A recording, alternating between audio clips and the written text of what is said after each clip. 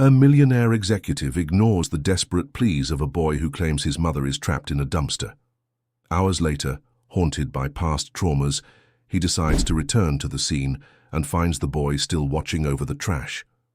When he opens the lid, the truth comes to light, and what he finds leaves him shocked. If this story interested you, don't forget to subscribe to our channel and tell us what city you're watching us from. We'll keep going. The sleek black Audi cut through the morning mist like a shark through still waters. Ethan Blackwell's hands gripped the leather steering wheel as he navigated the winding roads leading into Pinewood Springs, Vermont. Fall had painted the surrounding mountains in vibrant shades of amber and crimson, but Ethan barely noticed the picturesque scenery. His mind was fixed on the upcoming meeting with potential investors for his tech company's newest venture, a deal worth millions that could solidify his already impressive fortune. As the GPS announced his arrival at the town square, Ethan slowed down, scanning for a parking spot. Pinewood Springs was exactly what he'd expected: quaint, picturesque, and forgettable. Just another pit stop in his relentless pursuit of success. He'd be back in Boston by tomorrow afternoon, if everything went according to plan. Checking his Rolex, Ethan noted he had 40 minutes before his meeting. Enough time to grab a coffee and review his presentation once more. He parked near a cafe called The Hearth, its warm lights inviting against the cool autumn air. As he stepped out of his car and activated the alarm with a casual press of his key fob, a sound caught his attention. Please help, my mom's trapped." Ethan turned to see a boy, no older than 9 or 10, running toward him from across the square. The child's face was streaked with tears, his clothes rumpled as if he'd been wearing them for days. Something about the desperation in his eyes made Ethan pause, his hand on the cafe door. "My mom! She's stuck in there!" The boy pointed frantically toward a large waste container tucked in an alley between two buildings. "No one believes me. Please, you gotta help me." Ethan's jaw tightened. This wasn't his problem. He had $1 million meeting to prepare for, and this was clearly some kind of prank or misunderstanding. Kids and their games. He'd seen enough of them in his corporate world, just adult versions playing for higher stakes. "Look, kid, I'm sure your mom is fine. Maybe you should go find a police officer," Ethan said dismissively, pushing open the cafe door.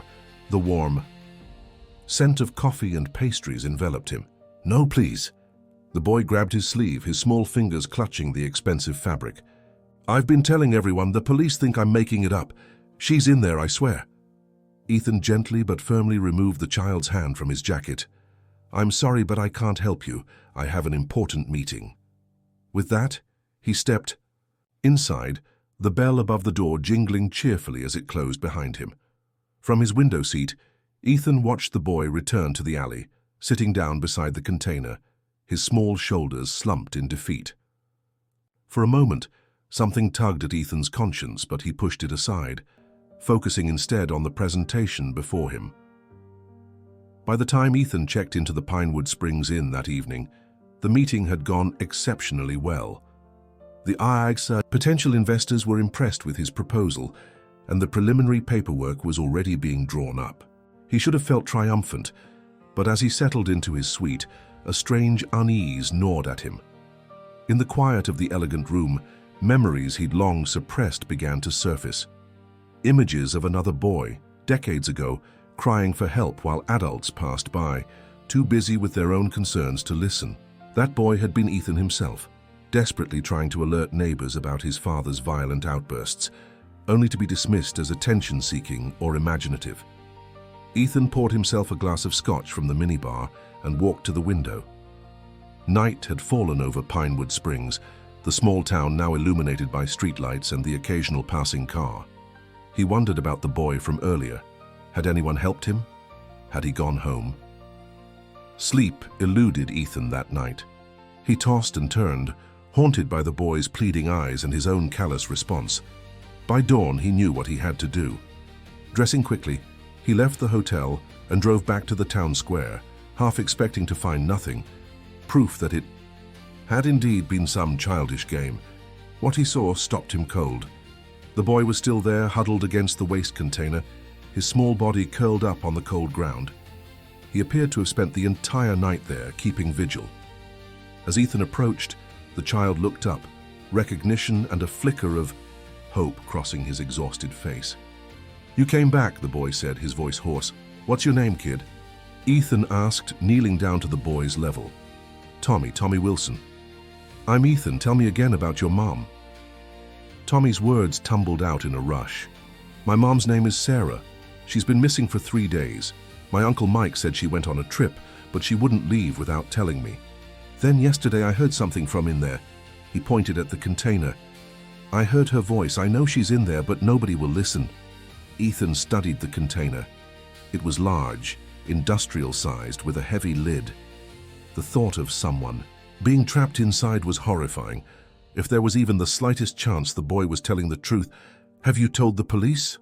Tommy nodded vigorously. "The sheriff laughed at me. He said I was making up stories because I miss her." Ethan made a decision. Pulling out his phone, he dialed 911. "This is Ethan Blackwell. I'm at the town square in Pinewood Springs and I need police assistance immediately. I have reason to believe a woman may be trapped in a waste container here."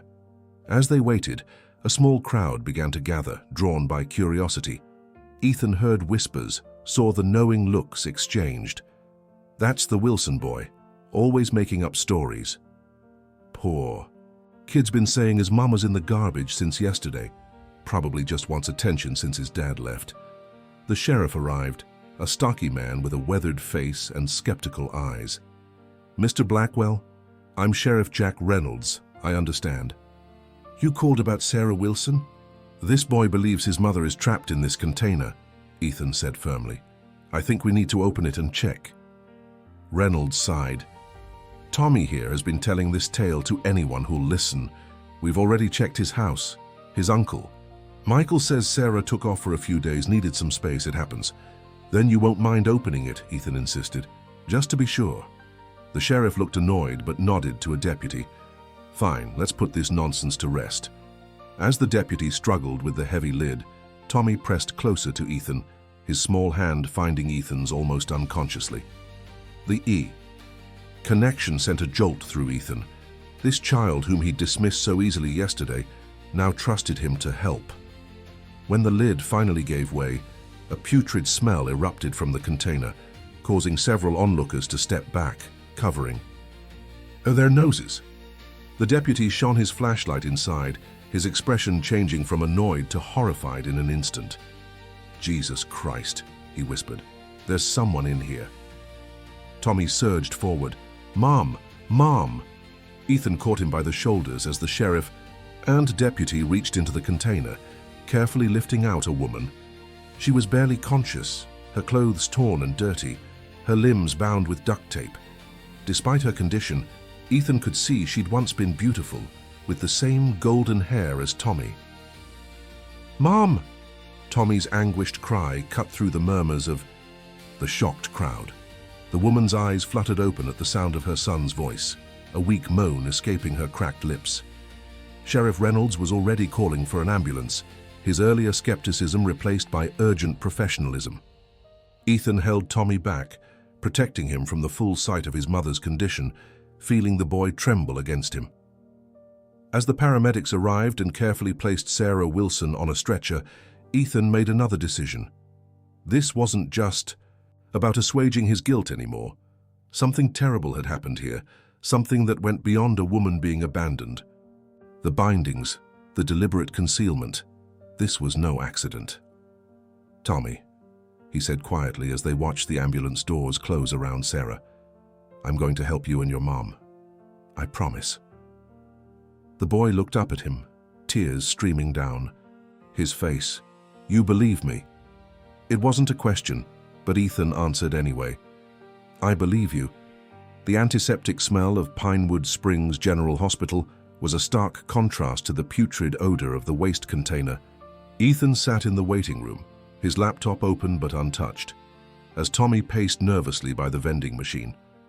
3 hours had passed since they'd arrived in the ambulance with Sarah, and there had been no updates yet. Ethan had already rescheduled his flight and meetings. His assistant in Boston was bewildered by his sudden change of plans, but Ethan couldn't explain what he himself didn't fully understand. All he knew was that he couldn't leave yet. The image of Sarah Wilson's bound body being lifted from that container had seared itself into his mind. "Mr. Blackwell?" A doctor in blue scrubs approached, her expression carefully neutral. "I'm Dr. Natalie Chen. I've been treating Ms. Wilson." Ethan stood and Tommy rushed to his side, his small face pinched with worry. "How is she?" Ethan asked, placing a steadying hand on Tommy's shoulder. Dr. Chen glanced at Tommy, then back at Ethan. "Perhaps we could speak privately for a moment." "No," Tommy protested. "I want to know about my mom." The doctor hesitated, then knelt to Tommy's level. "Your mom is stable now, Tommy. She's very weak, but she's going to recover. You'll be able to see her soon, I promise." As Tommy's shoulders sagged with relief, Dr. Chen stood and gestured for Ethan to follow her a few steps away. Out of the boy's earshot, her expression grew grave.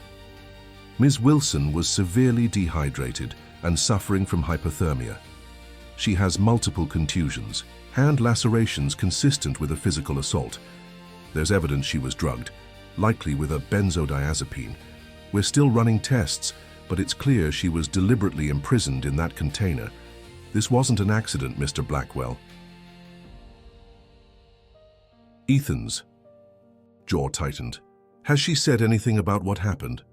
She was semi-conscious when she arrived, but she's been able to communicate intermittently. She's asking for her son and... Dr. Chen lowered her voice further.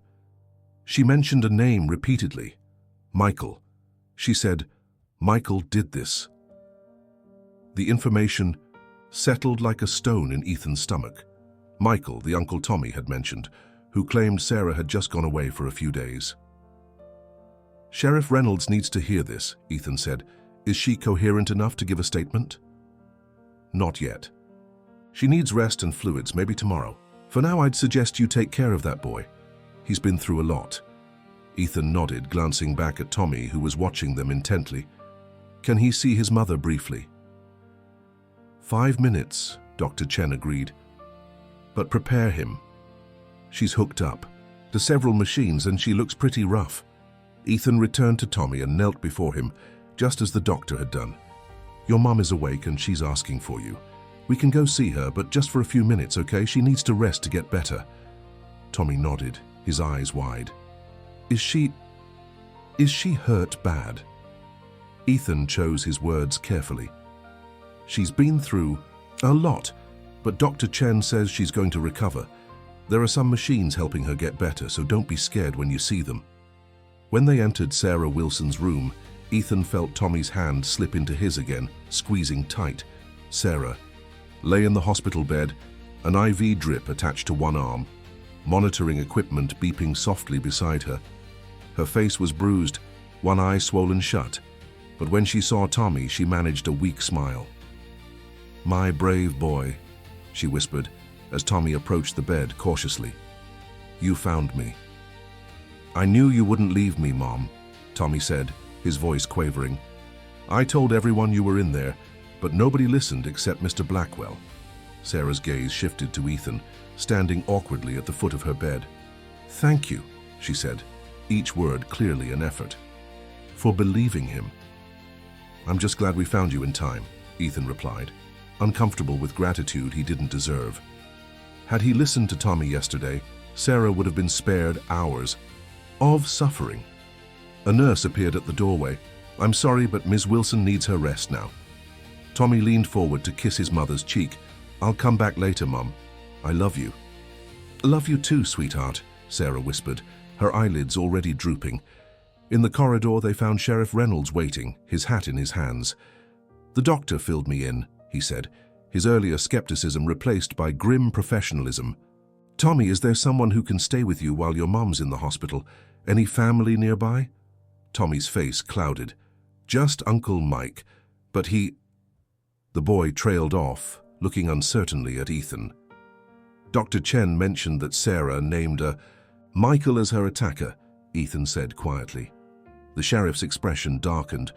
"Michael Wilson is Sarah's brother and Tommy's legal guardian when she's unavailable.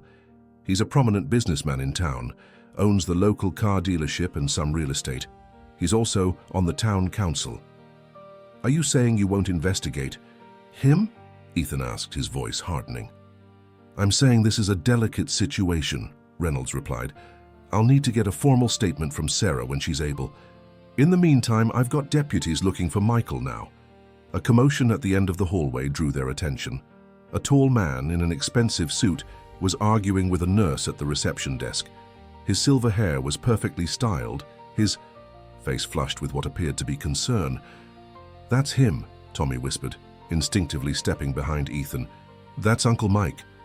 Michael Wilson spotted them and hurried over, his expression morphing into one of relief. Tommy, thank God you're all right. I've been looking everywhere for you. The sheriff stepped forward. Michael, we need to talk. Michael blinked, seeming to notice the sheriff's serious demeanor for the first time. Jack, what's going on? I just heard Sarah was found in some kind of accident. Is she okay? This wasn't an accident, Reynolds said firmly. Sarah was assaulted and left in a waste container. She's named you as her attacker. Michael's face registered shock, then disbelief, then something like pained understanding. Oh God, not again, he said, running a hand through his hair. Sheriff, my sister has episodes. She's been struggling with mental health issues for years. I've been trying to get her proper treatment, but she refuses. Mental health issues? Ethan couldn't keep the incredulity from his voice. The woman was bound and left to die. Michael turned to him, seeming to notice Ethan for the first time. I'm sorry, who are you exactly? Ethan Blackwell. I found your sister and nephew this morning. Mr. Blackwell, I appreciate your concern, but this is a family matter, Michael said smoothly. Sarah has a history of paranoid episodes and self-harm. I've been trying to get her committed for proper treatment, but it's complicated. Tommy stepped out from behind Ethan. You're lying. Mum doesn't hurt herself. You did this. Michael's expression softened as he looked at his nephew. Tommy, I know this is confusing. Your mom loves you, but she's sick. She needs help that I've been trying to get her. We found her bound with duct tape, the sheriff interjected. That's not self-harm, Michael. During her episodes, she's done similar things before, Michael countered. I have documentation from her psychiatrist. She's had these delusions about me before, claiming I'm trying to steal her property or harm her. It's part of her illness, Ethan. Watched this performance with growing disbelief. The man was good, concerned, reasonable, just a brother trying to help his troubled sister. But Ethan had spent years reading people across negotiation tables. He recognized the calculated precision in Michael's words, the too-perfect presentation of concern. Where were you 3 days ago, Mr. Wilson? Ethan asked. Michael's eyes narrowed slightly. Again, Mr. Blackwell, I'm not sure what standing you have in this situation, but I was at a car dealers convention in Burlington. I have dozens of witnesses. When I returned and found Sarah missing, I assumed she'd checked herself into the psychiatric facility in Montpelier. She's done it before. I've been making calls trying to locate her. The sheriff looked troubled. Michael, I still need you to come down to the station to make a formal statement. Of course, Jack, whatever helps sort this out. Michael turned to Tommy. Come on, buddy. Let's get you home while the sheriff and the doctors help your mum. Tommy backed away, pressing against Ethan's side. No, I'm staying with Mom. Tommy, your mom needs rest, Michael said, reaching for the boy's arm. We can come back tomorrow. Ethan stepped between them. Actually, I think Tommy should stay here for now, until his mother can provide more information. Michael's pleasant expression flickered for just an instant. Mr. Blackwell, I appreciate your concern, but as Tommy's legal guardian in Sarah's absence, I'll be taking him home now. Sheriff Reynolds cleared his throat. Given the circumstances, Michael, it might be best if Tommy stays with a neutral third party until we sort this out. Are you saying I'm a suspect? Michael's voice rose slightly. Based on the confused statements of my mentally ill sister? I'm saying we need to investigate thoroughly, Reynolds replied. Standard procedure. A tense silence stretched between them. Then Michael shrugged, his composure returning. Fine, if it helps clear up this misunderstanding faster, I won't object. But who would Tommy stay with? He hardly knows anyone outside family. I can arrange a temporary placement with a foster family in the county, the sheriff began. "I'll take him," Ethan heard himself say, surprising even himself. "He can stay with me at the inn until this is resolved." Tommy looked up at him with such naked hope that Ethan knew he couldn't retract the offer, even as he wondered what had possessed him to make it. Sheriff Reynolds considered this. "Mr. Blackwell is staying at the Pinewood Springs Inn, Michael.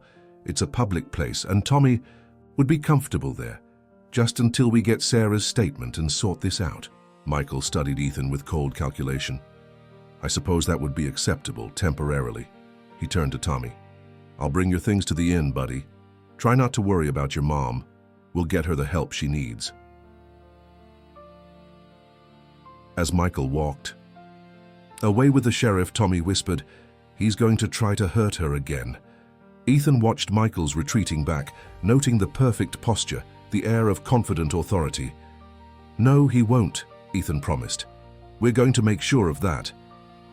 But as they headed to the hospital cafeteria, Ethan couldn't shake the feeling that they had just entered a dangerous game with a skilled opponent, one who had the home field advantage in this small town where the Wilsons had history, and Ethan was just a passing stranger. The Pinewood Springs Inn wasn't accustomed to housing children, but the staff had been remarkably accommodating once. Ethan explained the situation, or at least a sanitized version of it. The manager had connected 2 rooms with a shared door, giving Tommy his own space while keeping him close to Ethan. Now, watching the boy pick listlessly at his pancakes, during breakfast in the inn's dining room, Ethan realized how unprepared he was for this impromptu guardianship. "Not hungry?" he asked, setting aside his phone where he'd been messaging with his executive team in Boston. Tommy shrugged. "Can we go see Mom today?" "Absolutely. Dr. Chen called earlier and said your mum's doing better this morning. Visiting hours start at 10. The boy's face brightened slightly, then fell again. "Uncle Mike will probably be there." Ethan took a sip of his coffee, weighing his next words carefully. "Tommy, can you tell me more about your uncle and about your mom?" Tommy set down his fork. "Mom's a teacher, 3rd grade at Pinewood Elementary. Everyone likes her except when Uncle Mike started telling people she's crazy." "She's not crazy," he added fiercely. "I believe you," Ethan assured him. "What about your uncle? Has he always lived here in town?" "Yeah. He sells cars and owns some buildings. He's always been nice to me until—" Tommy hesitated. "Until when?" "Until Grandma died last year. She left her house to Mom and some money too. Uncle Mike got mad. He said Grandma should have split everything up fair, but she gave most stuff to Mom to take care of me." Tommy's young face grew serious. That's when he started telling people Mom was sick in the head. A familiar pattern emerged in Ethan's mind. Family resentment, inheritance disputes, the gradual undermining of a sibling's credibility. He'd seen similar scenarios play out in the corporate world, though rarely with such potentially violent outcomes. "And your dad?" Ethan asked gently. "He left when I was little. Mom says he's in California now." Tommy pushed his plate away. "Can we go to the hospital now?" The hospital corridors seemed less intimidating in the daylight. Sarah Wilson's room was flooded with morning sun, making her appear less fragile than she had the previous evening. She was sitting up, her blonde hair freshly brushed, though the bruises on her face had darkened overnight. When Tommy ran to her bedside, her face lit up despite the pain it clearly caused her to smile. Ethan hung back, giving them privacy for their reunion. After a few minutes, Sarah looked up at him. "Mr. Blackwell, could I speak with you?" Her voice was stronger today, though still raspy. As Ethan approached the bed, he noted her clear blue eyes, the same shade as Tommy's, and the intelligence behind them. "Tommy says you're staying at the inn, that you're taking care of him while I'm here." She reached for her son's hand. "I can't thank you enough." "It's no trouble," Ethan replied, uncomfortable with her gratitude. "I'm happy to help until you're back on your feet." Sarah's expression grew serious. "Has Michael been to see you?" "He was here last night at the hospital. He tried to take Tommy with him." A flash of fear crossed Sarah's face. She lowered her voice. "Michael is the one who did this to me. He drugged me, beat me, and left me in that container to die." Mom already told the sheriff, Tommy said. But Uncle Mike is telling everyone she's making it up because she's sick. Why would your brother do this? Ethan asked. Sarah closed her eyes briefly. My mother left her house and savings to me after she passed last year. Michael's been trying to get me to sign everything over to him. He's in trouble, gambling debts, I think. 3 days ago, he came to my classroom after school, said he needed me to sign some papers urgently. I followed him to his office, and that's the last thing I remember clearly until I was in that awful place, and I could hear Tommy calling for me. A nurse entered with a clipboard, interrupting their conversation. Ms. Wilson, Dr. Chen ordered some additional tests. We'll need to take you down to radiology in about 15 minutes. As the nurse checked Sarah's vitals, Ethan's phone vibrated with an incoming call. The screen showed his lawyer's name, Daniel Morgan. Excusing himself, Ethan stepped into the hallway. Dan, thanks for getting back to me so quickly. Ethan, what's this about needing legal advice in Vermont? The admin team is in chaos without you here. Ethan briefly explained the situation, from finding Sarah to Michael's attempts to paint his sister as mentally unstable. So you're telling me you've indefinitely postponed the Westridge merger to play detective in some small town? Daniel sounded incredulous. Ethan, you have responsibilities to your company, your employees, your shareholders. I'm aware of my responsibilities, Ethan cut him off. But I'm already involved in this, Dan. I need your help, not a lecture. Can you come up here? I need someone I trust to look into the legal situation. This Michael character is well connected locally, and I'm concerned about how that might influence things. There was a pause, then a sigh. I'll clear my schedule. I can be there by tonight. Send me the details of this inn you're staying at. Oh, Dan, one more thing. Can you bring Sam Foster with you? Your security consultant, what do you need him for? I want someone looking into Michael Wilson's background, his finances, his connections. Sam's the best at that kind of discreet investigation. This is getting more elaborate by the minute, Ethan, Daniel warned. Just get here, both of you. I'll explain everything then. As Ethan ended the call, he turned to find Sheriff Reynolds approaching, his expression grim. Mr. Blackwell, I was hoping to catch you here. We need to talk. They moved to a small waiting area at the end of the hall where Reynolds lowered his voice. Michael Wilson came to the station this morning with a psychiatric evaluation of Sarah dated 6 months ago. It describes paranoid tendencies and recommends inpatient treatment, which she apparently refused. He also brought a power of attorney document that Sarah signed, giving him authority to make decisions about her care and finances if she's deemed incapacitated. That can't be legitimate, Ethan protested.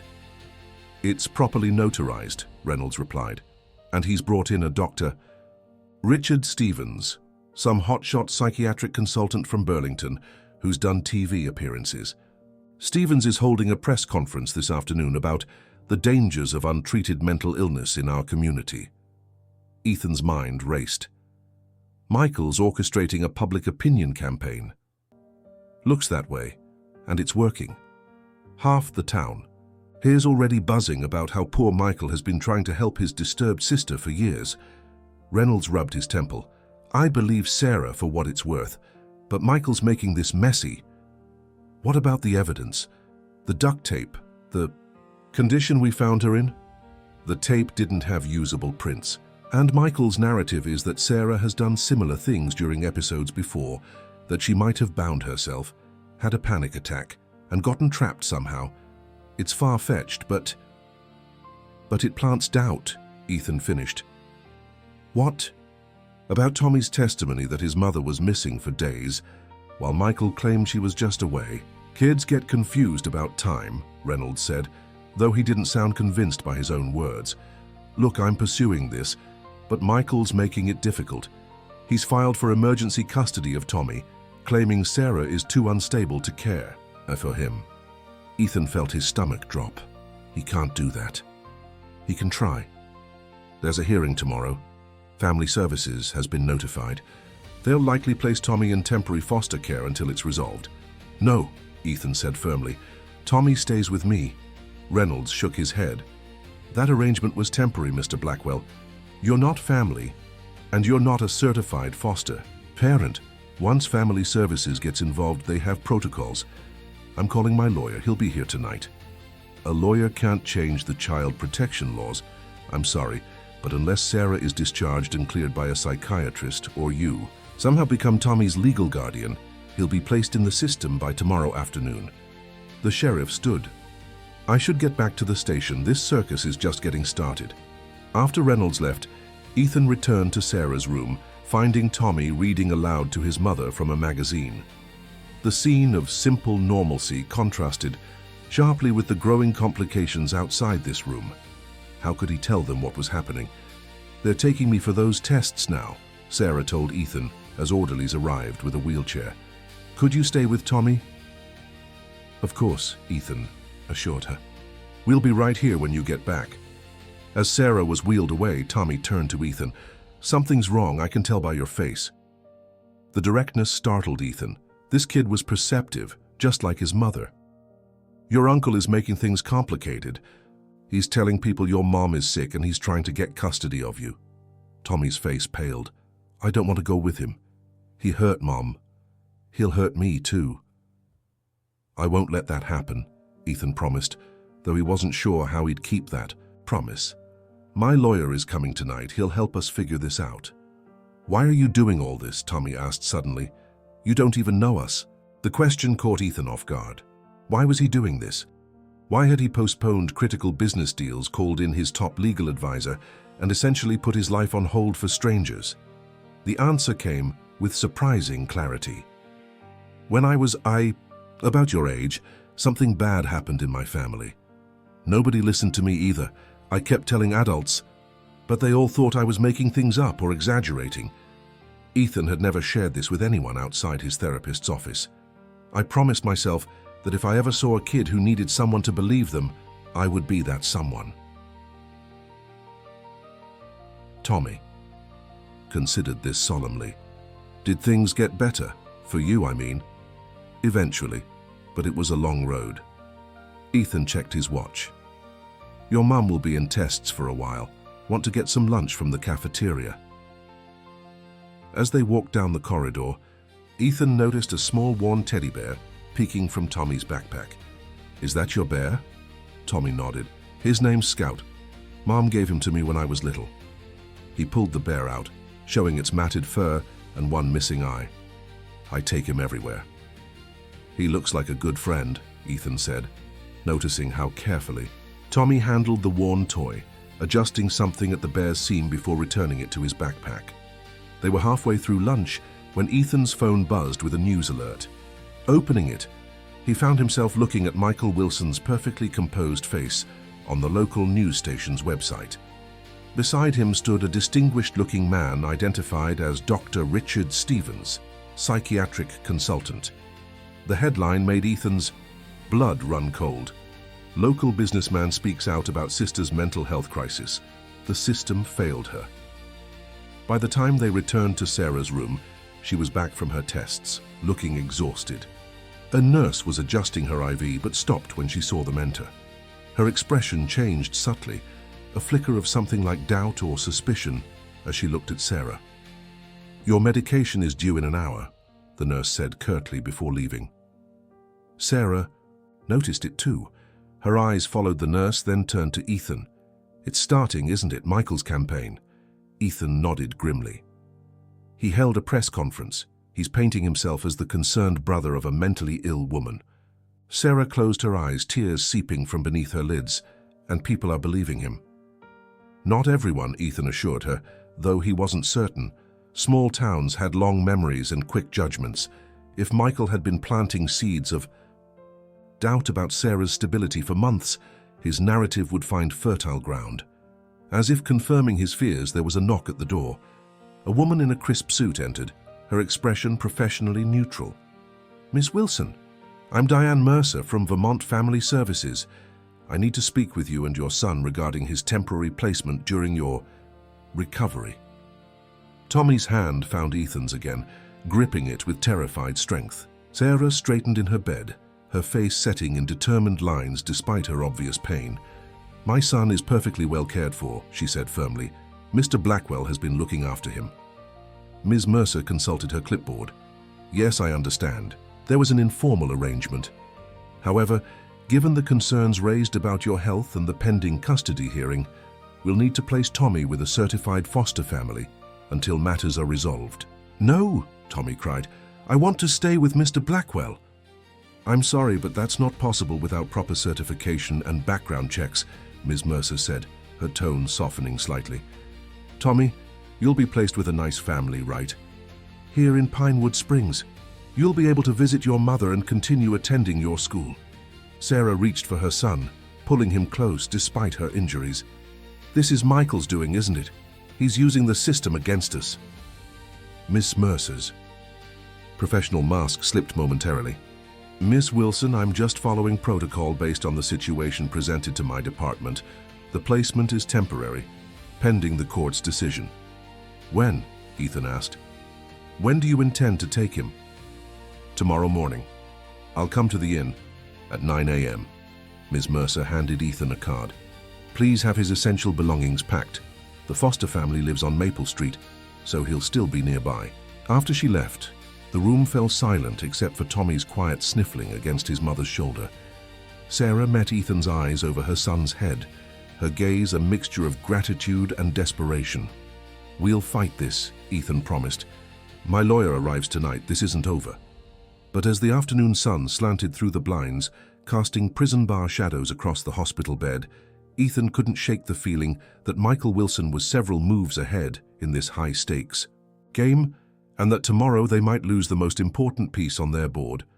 The Pinewood Springs Inn's restaurant had emptied hours ago, but Ethan, Daniel Morgan, and Sam Foster remained huddled at a corner table, surrounded by coffee, cups, and scattered papers. Tommy had finally fallen asleep in the adjoining room after hours of anxiety about the morning's impending separation. So, let me get this straight, Daniel said, rubbing his temples. You want to challenge an emergency custody order, discredit a psychiatric evaluation, and prove that a prominent local businessman tried to eliminate his sister over an inheritance dispute, all by tomorrow morning. Ethan nodded grimly. That about sums it up. Sam Foster, a compact man with observant eyes and a military short haircut, tapped his tablet. I've started digging into Michael Wilson's financials. There are some interesting patterns. Large withdrawals followed by cash deposits a few days later, usually smaller amounts, classic signs of gambling. Can we prove he has debts? Ethan asked. Not overnight, Sam replied, but I found something else. This Dr. Stevens, the psychiatric consultant, he and Wilson have history. Stevens was an expert witness in 3 insurance fraud cases where Wilson's auto dealership was implicated. Always testified in Wilson's favor. Those cases were settled quietly. Daniel whistled softly. So he's a hired gun.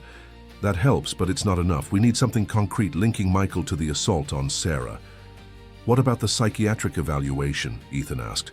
Can we challenge that? I'd need to see Sarah's actual medical records, which would require her consent and a court order. Again, not happening by morning.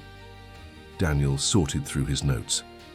Our best immediate strategy is to challenge the temporary placement order for Tommy. We argue that removing him from his current stable environment would cause additional trauma. That still leaves him vulnerable once the custody hearing happens, Ethan pointed out. One battle at a time, Ethan. If we can keep Tommy with you for now, it gives us more time to build a case against Michael. A soft sound drew their attention. Tommy stood in the doorway to the adjoining room, clutching his teddy bear, his face pale in the dimmed restaurant lighting. You're talking about me, he said. It wasn't a question. Ethan stood. We're trying to figure out how to help you and your mom, buddy. You should be sleeping. I can't sleep. I keep seeing Uncle Mike hurting Mom. Tommy approached their table, the bear dangling from one hand. Are they really going to take me away tomorrow? Daniel smiled gently at the boy. We're doing everything we can to prevent that, Tommy. Tommy climbed onto the chair next to Ethan. Mom says I should always tell the truth even when it's scary. I saw Uncle Mike that day. He was at our house when I got home from school. Mom wasn't there, but her car was. He told me she went on a trip, but her suitcase was still in her closet. I knew he was lying. Sam leaned forward. Did you tell the sheriff this, Tommy? The boy nodded. He said kids sometimes get confused about when things happen. But I'm not confused, it was Tuesday. We had a math test and I got an A. That places Michael with Sarah on the day she disappeared, Daniel noted. It contradicts his statement that he was at a convention in Burlington. He'll just say he stopped by before leaving town, Sam pointed out. We need more than Tommy's word against his uncle's. Tommy clutched his bear tighter. Scout knows Uncle Mike is bad. Mom says Scout keeps me safe. Ethan noticed again how protectively Tommy handled the worn teddy bear, particularly around its middle where the seam looked clumsily repaired. Something about the boy's attachment to the toy and the way he kept adjusting that particular spot triggered Ethan's curiosity. Tommy, can I see Scout for a minute? The boy hesitated, then carefully handed over the bear. Ethan examined it, noting the mismatched thread where someone had restitched a tear along the bear's back. The stitching was irregular, as if done in haste. Did your mom fix Scout recently? Ethan asked, running his finger along the rough seam. Tommy shook his head. I did, after Uncle Mike threw him.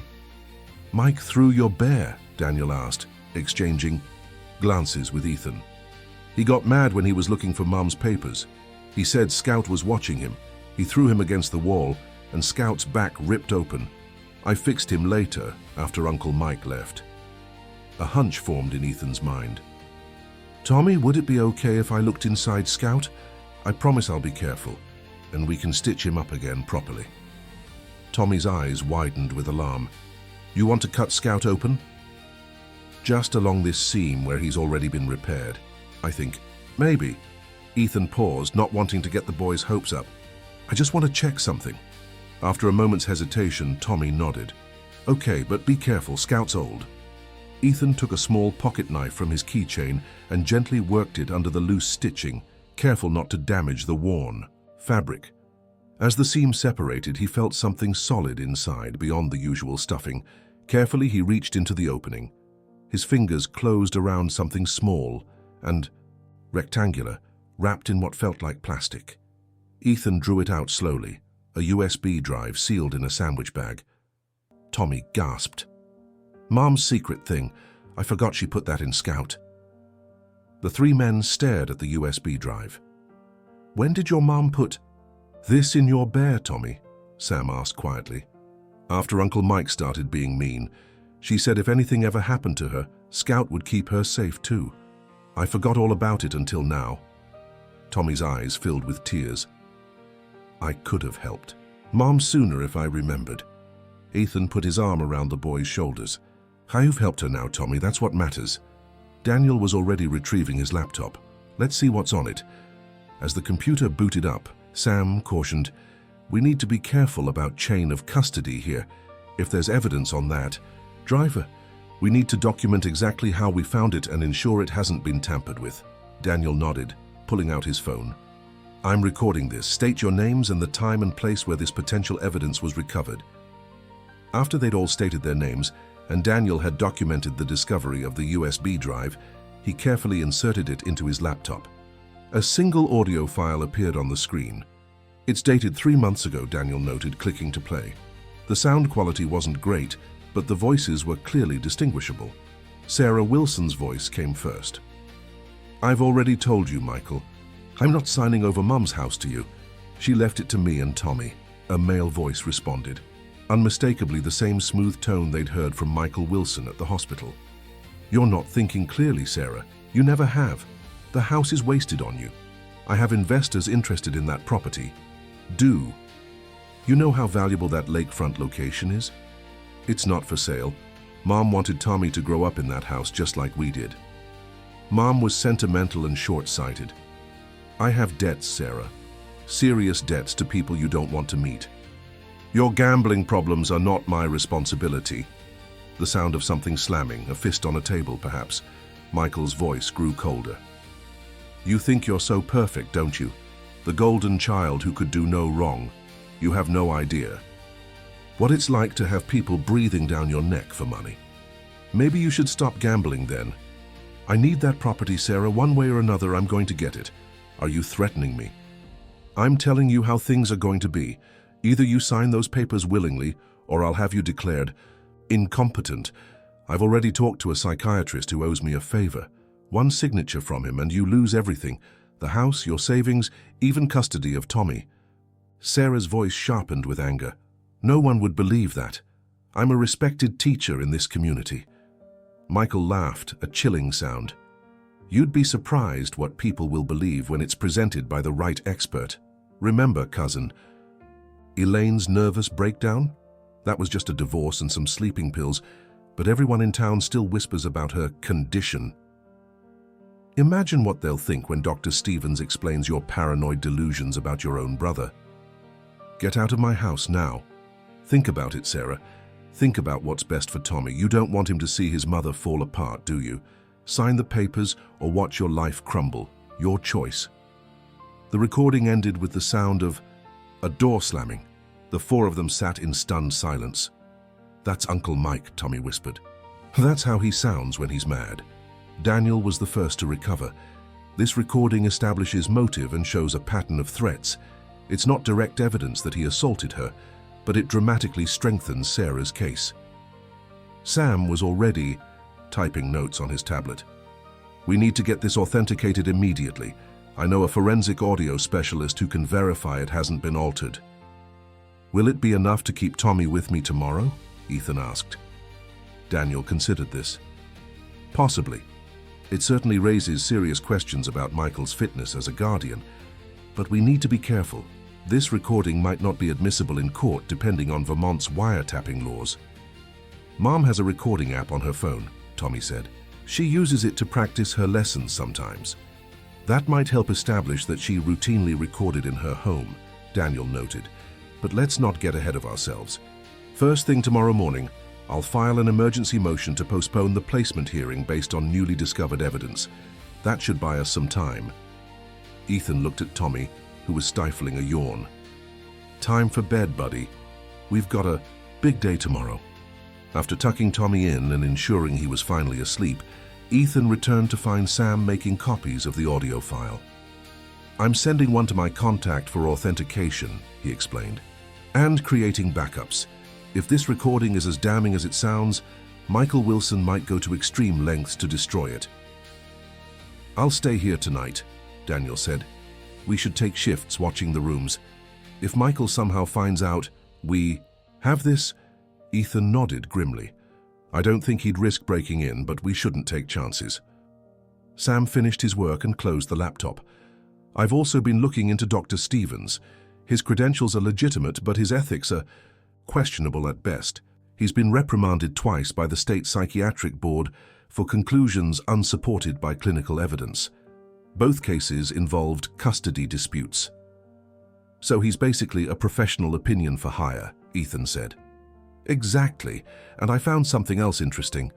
Stevens was an expert witness in a case 5 years ago where Michael Wilson's dealership was accused of rolling back odometers. The case was dismissed based partly on Stevens' testimony that the plaintiff had perception issues." Daniel whistled. "So they have history. That could help discredit his evaluation of Sarah." As they continued strategizing into the night, Ethan found himself reflecting on how quickly his life had changed.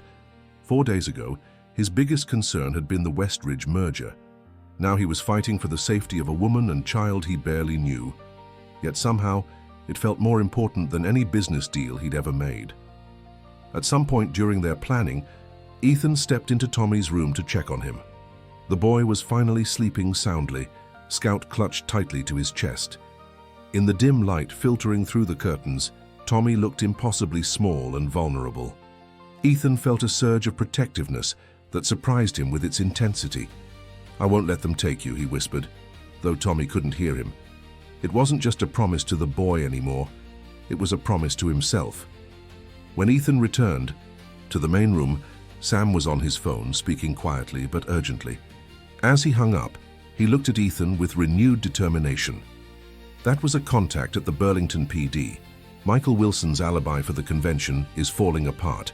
Several people who were supposed to have seen him there don't recall him being present on the first day, the day Sarah disappeared."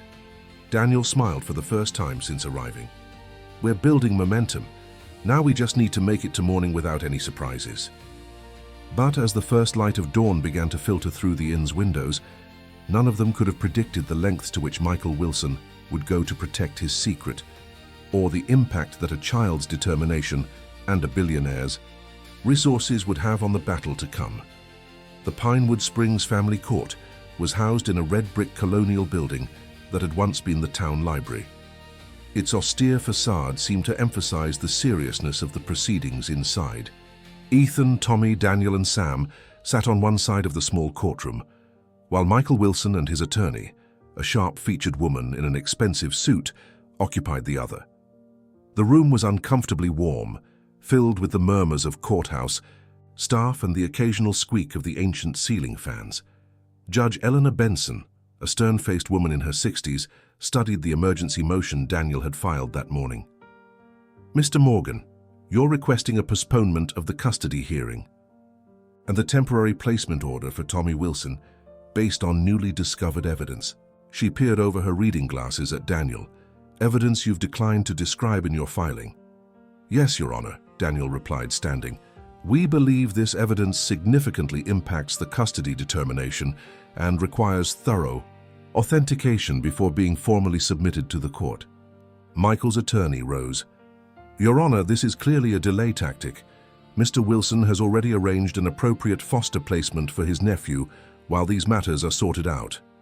Ms. Wilson's mental health concerns require immediate attention to ensure the child's welfare." Judge Benson turned back to Daniel. "Mr. Morgan, without knowing the nature of this evidence, I'm inclined to proceed with the temporary placement as scheduled." Daniel hesitated, then nodded slightly. "Your Honor, if I may approach the bench." After a moment's consideration, Judge Benson nodded. "Counsel for both parties, approach." As the attorneys conferred quietly with the judge, Ethan leaned down to Tommy, who was clutching Scout tightly. "It's going to be okay," he whispered, though he wasn't entirely confident. After several minutes of hushed conversation, the attorneys returned to their tables. Judge Benson cleared her throat.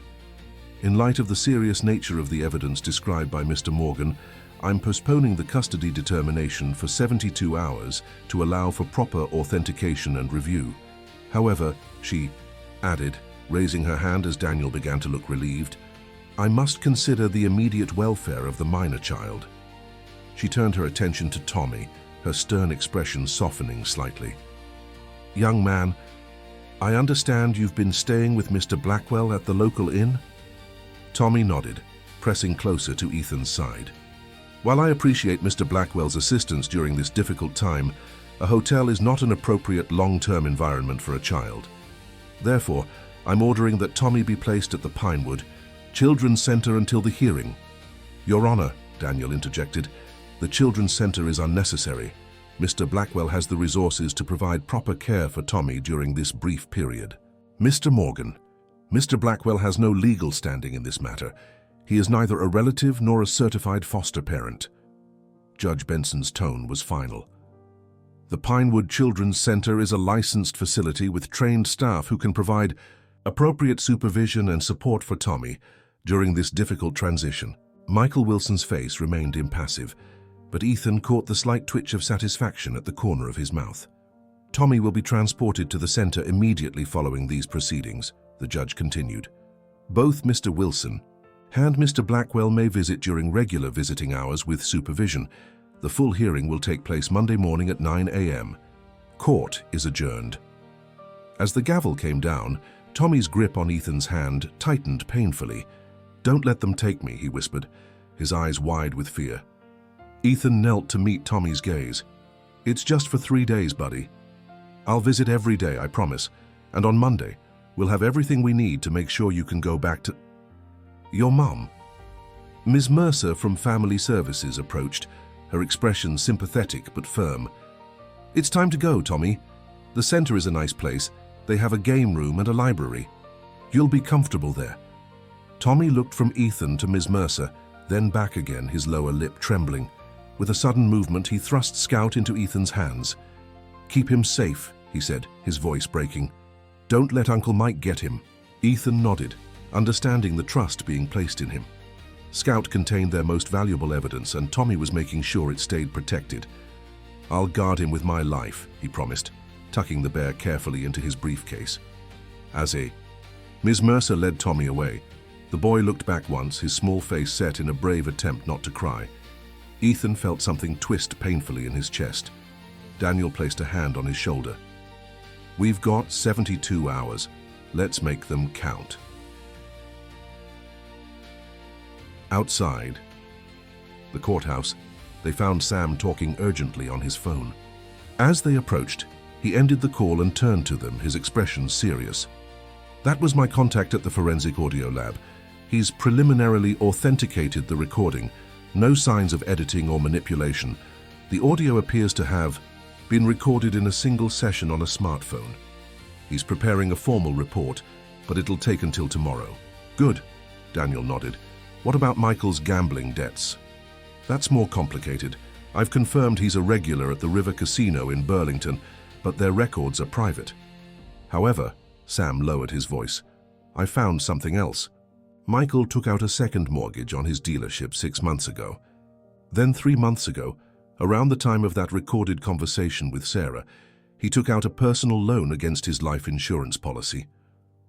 He's desperate for cash, Ethan concluded. And getting more desperate by the day, Sam agreed. I've been tracking his movements. After court, he went straight to Pinewood General to visit Sarah. Ethan's head snapped up.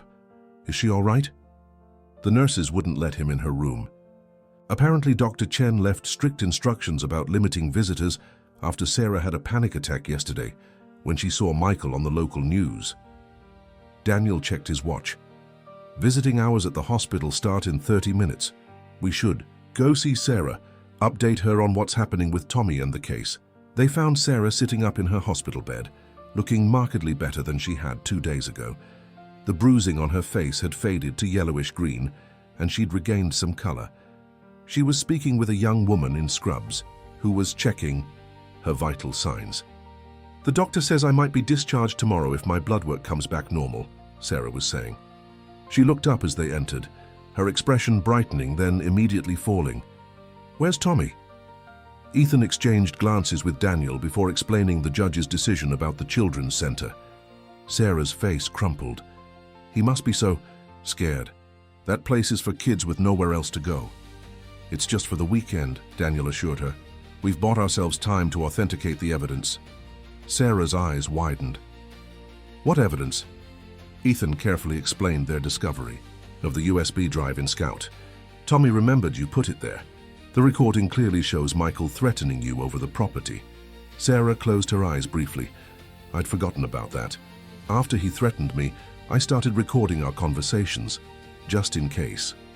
She opened her eyes, looking at the young nurse who was still in the room, now replacing her IV bag. I'm sorry, Emily, this must sound crazy to you. The nurse, Emily, hesitated, then spoke quietly. Actually, Ms. Wilson, I saw something that day, the day you disappeared. All three men turned to look at her. Emily continued, her voice low but steady. I was working at the outpatient clinic. I saw you and your brother arguing in the hallway near the pharmacy. He was trying to get you to sign some papers, and you were refusing. He grabbed your arm, hard enough that I was about to intervene. Then he said something that made you go pale, and you both went into a private consultation room. Sarah nodded slowly. He told me Tommy had fallen at school and was in the emergency room. But when we got to the consultation room, he admitted it was a lie. He just wanted me somewhere private to discuss the property again. I left after that, told him I'd never sign. That's the last thing I clearly remember until the container. Emily, would you be willing to make a formal statement about what you saw? Daniel asked. The nurse nodded. I've been feeling terrible about not saying something sooner. When I saw the news about Ms. Wilson being found in that container, I couldn't believe it. But I was afraid to come forward. Mr. Wilson is influential in this town. Your testimony could be crucial, Sam said. It places Michael with Sarah at the medical center on the day she disappeared, contradicting his alibi about being at the convention. After taking Emily's contact information, they discussed next steps with Sarah. As they were preparing to leave, Dr. Chen entered the room. Good news, Sarah. Your latest test results look promising. Barring any complications, I think we can Discharge you tomorrow afternoon." Sarah's face lit up. "Really? That's wonderful. Then I can get Tommy from the center." Dr. Chen's expression grew serious. "About that, your brother has requested a psychiatric evaluation before your release. He's claiming your injuries and statements about being attacked are manifestations of a psychotic episode." "That's absurd," Ethan protested. "I agree," Dr. Chen said firmly. "I've seen no indications of psychiatric issues beyond the expected trauma response. However, hospital policy requires we consider next-of-kin requests, especially with the power of attorney Michael presented." Daniel stepped forward. "That power of attorney may have been obtained under duress. We're challenging its validity." "I understand, but in the meantime, Dr. Stevens has requested permission to evaluate Sarah tomorrow morning." Sarah's face paled. "Stevens, he's Michael's friend. He'll say whatever Michael wants him to." "I can't legally refuse him access without a court order," Dr. Chen explained apologetically. "But I can insist on being present during any evaluation, and I can provide my own independent assessment afterward." As they left the hospital, the weight of what they were facing settled heavily on Ethan's shoulders.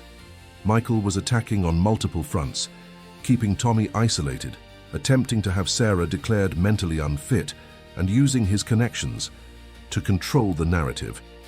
"We need to visit Tommy," Ethan said as they walked to the parking lot. "The Children's Center visiting hours end at 7.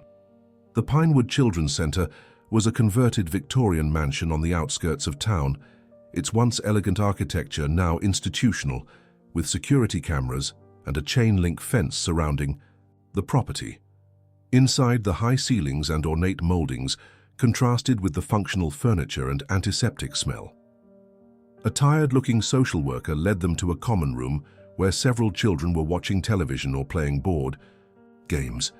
Tommy sat alone by a window, staring out at the fading daylight. When he saw Ethan, he ran across the room and threw himself into his arms. "You came," he said, his voice muffled against Ethan's shirt. "Of course I did, buddy. I promised, didn't I?" They settled at a small table in the corner, away from the other children and the watchful eyes of the staff. Tommy looked smaller somehow, diminished by his surroundings. "I don't like it here," he confided in a whisper. "The other kids are okay, but it smells funny, and my room has bars on the windows." Ethan felt a surge of anger at the thought of Tommy, who had done nothing wrong, being essentially imprisoned. "It's just for a few days, Tommy. Your mom might be coming home from the hospital tomorrow." Tommy's face brightened. "Really? Can I go home with her then?" Daniel, who had been talking with the social worker, joined them. "We're working on that, Tommy. There's going to be another hearing on Monday to decide." "What about Scout? Is he safe?" "Very safe," Ethan assured him, explaining that Sam had taken the bear to a secure location where the USB drive was being authenticated. "The recording is going to help your mom a lot." As visiting hours drew to a close, Tommy grew increasingly anxious. "Can't you stay?" he pleaded, "or take me with you, please?" "I wish I could, buddy," Ethan said, his heart breaking at the fear in Tommy's eyes. "But I'll be back first thing tomorrow, I promise." As they were saying goodbye, Ethan noticed a security guard eyeing them from the doorway. Something about the man's intense scrutiny made him uneasy. Outside in the parking lot, Ethan mentioned it to Sam, who nodded grimly. "I noticed him too, let me make a call." While Sam stepped away to use his phone, Daniel updated Ethan on his conversation with the social worker. She says, "Tommy's been withdrawn since arriving, barely eating. She's concerned but not surprised, given the circumstances." Sam rejoined them, his expression serious. "That guard is new, started just 2 days ago. His background check was rushed through the system." "Michael," Ethan said, the pieces clicking into place. "He's placed someone inside the center to watch Tommy." "Or worse," Sam agreed. "I've arranged for a security detail to monitor the center tonight, just in case. And I'm running a deep background check on the guard." That night, back at the inn, they reviewed everything they'd gathered so far. The authenticated recording, Emily's eyewitness account of seeing Michael with Sarah at the medical center, the mounting evidence of Michael's financial troubles, and the questionable relationship between Michael and Dr. Stevens. "It's a strong case," Daniel concluded. But Michael's already shown he's willing to use every resource at his disposal. We need to be prepared for his next move. As if on cue, Ethan's phone rang. The caller ID showed the Pinewood Children's Center. His heart racing, Ethan answered. Mr. Blackwell, this is Linda Matthews, night supervisor at the center. The woman's voice was tense. There's been an incident. A man attempted to enter the facility about 20 minutes ago. When questioned by security, he fled. One of our staff recognized him as Michael Wilson. Ethan's blood ran cold. Is Tommy all right? He's fine. He was asleep and doesn't know. It's about the incident, but I thought you should be aware, especially since Tommy has been asking for you. After thanking her and ending the call, Ethan relayed the information to the others. Sam immediately called his security contact, confirming that they had observed someone matching Michael's description, attempting to access a side entrance of the center before being confronted and fleeing in a black SUV. This changes things, Daniel said, already reaching for his laptop. I'm drafting an emergency motion for tomorrow morning. Michael just demonstrated he's willing to violate court orders to access Tommy. We can use this to challenge his fitness as a guardian. And to request Tommy's immediate release to Sarah once she's discharged, Ethan added. Assuming Stevens doesn't succeed in having her committed, Sam pointed out grimly, we need to prepare for that possibility too. Ethan stared out the window at the darkened town square, the same spot where he'd first encountered Tommy just 4 days ago. So much had changed since then. He'd postponed millions in business deals, called in his top legal and security experts, and found himself deeply invested in the welfare of a woman and child he barely knew. Yet despite the complexity and danger of the situation, Ethan felt more alive, more purposeful than he had in years. In the sterile boardrooms and luxury penthouses of his usual life, he'd lost something essential, the simple human connection that came from fighting for someone who needed help. As they worked late into the night, preparing for the battles to come, Ethan made a silent vow. Whatever it took, whatever resources he needed to deploy, he would see this through. Sarah and Tommy Wilson would get justice, and Michael would face consequences for his actions. What none of them realized was that Michael Wilson had one more desperate move to play, one that would raise the stakes to a dangerous new level and test the limits of Ethan's commitment to a family that was quickly becoming important to him in ways he'd never anticipated. The weekend passed in a blur of legal preparations and strategic planning. Sarah was discharged from the hospital Sunday afternoon, though Dr. Chen insisted she continue to rest and recover at a location unknown to Michael. Ethan had arranged for her to stay in a suite at a luxury resort 20 miles outside Pinewood Springs, with a private nurse and security personnel stationed discreetly nearby. It feels strange, Sarah confessed, as Ethan helped her settle into the suite. All this protection, the legal team, the private security, it's like something from a movie, not my life. I know it's overwhelming, Ethan replied, adjusting her pillows as she reclined on the sofa.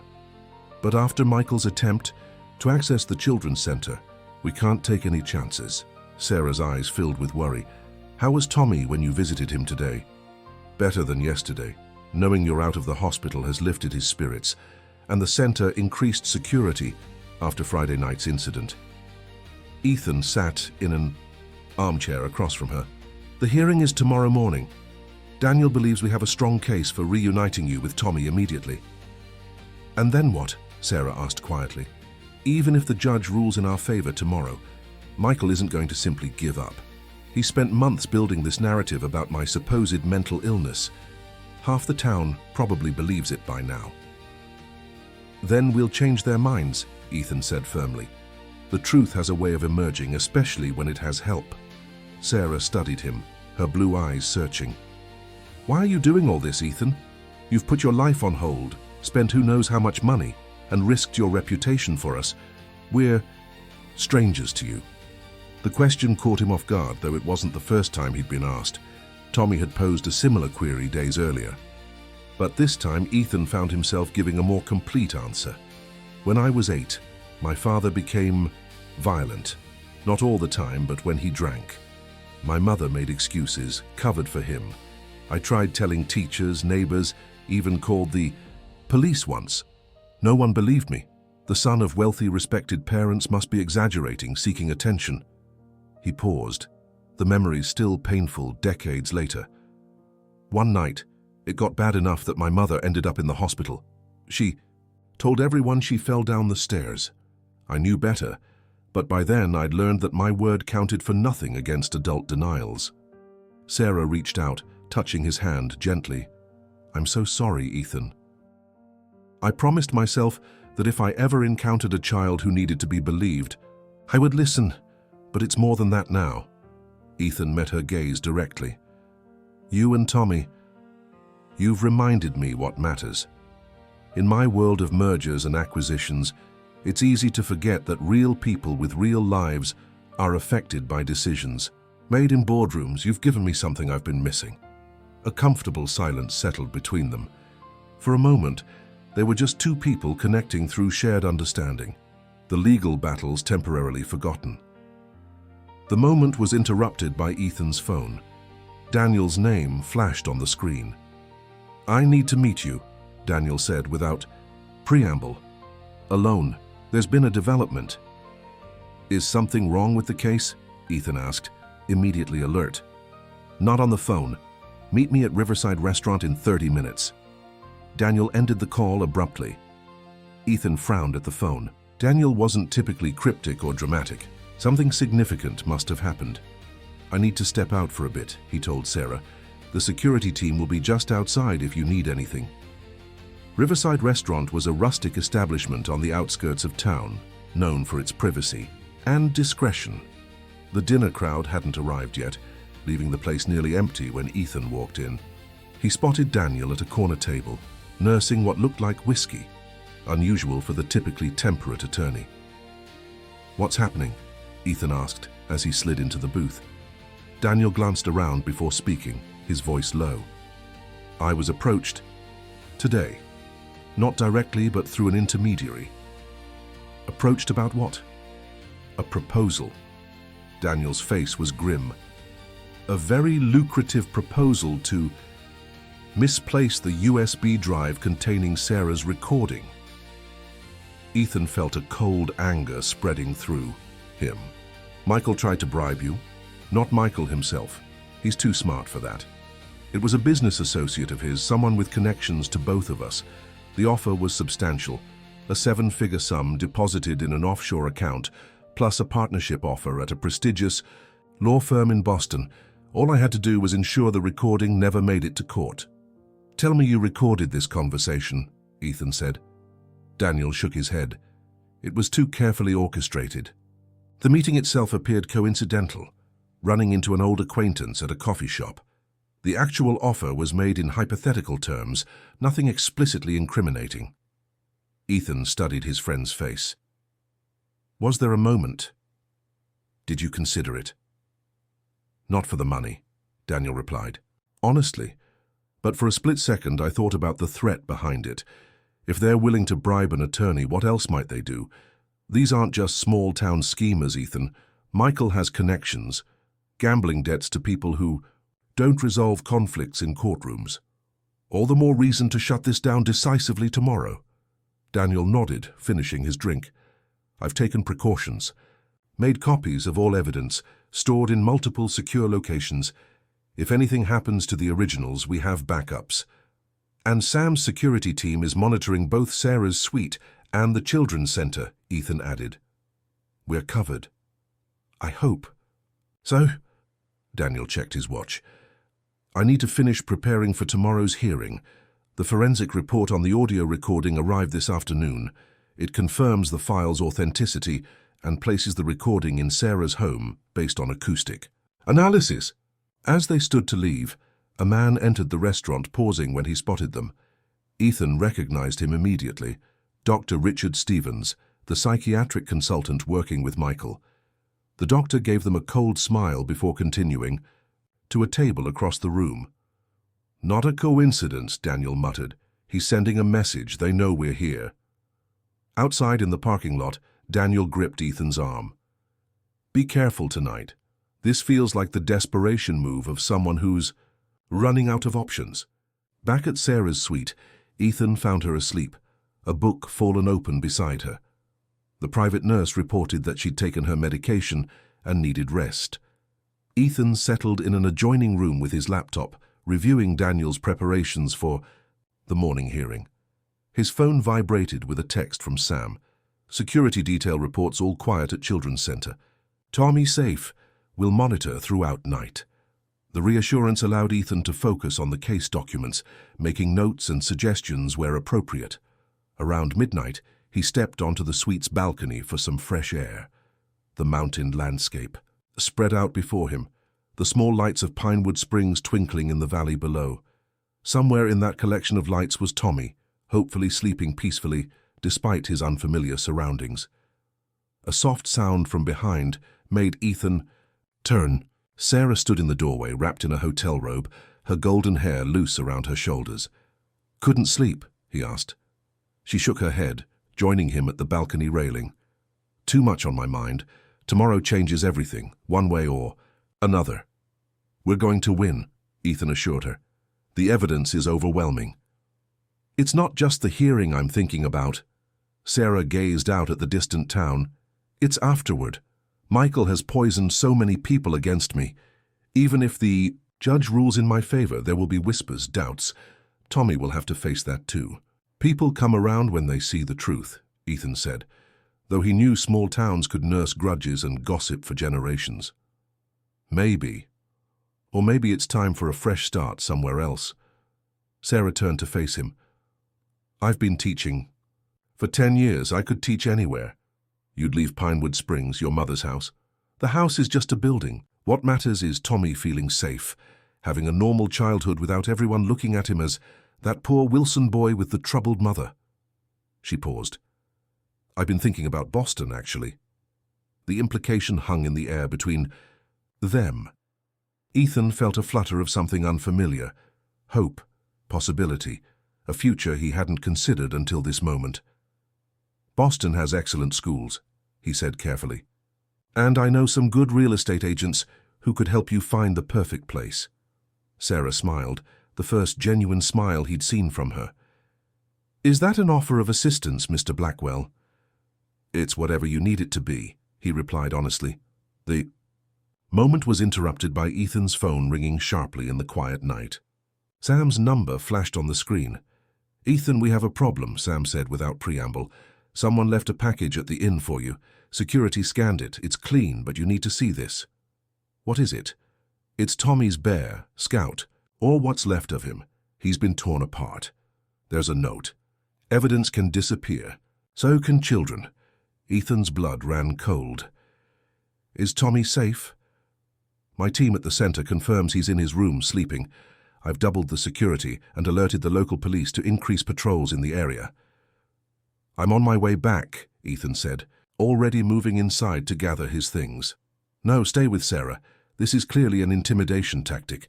They're trying to separate us, make us vulnerable. I've got the bear and note secured as evidence.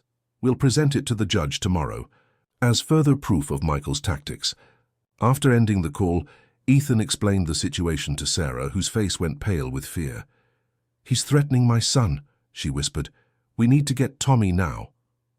"That's exactly what they want, to provoke us into action that could be portrayed as unstable or illegal." Ethan took her hands in his. "Tommy is safe. Sam's team is watching him. The center has been alerted to prevent Michael from getting anywhere near him.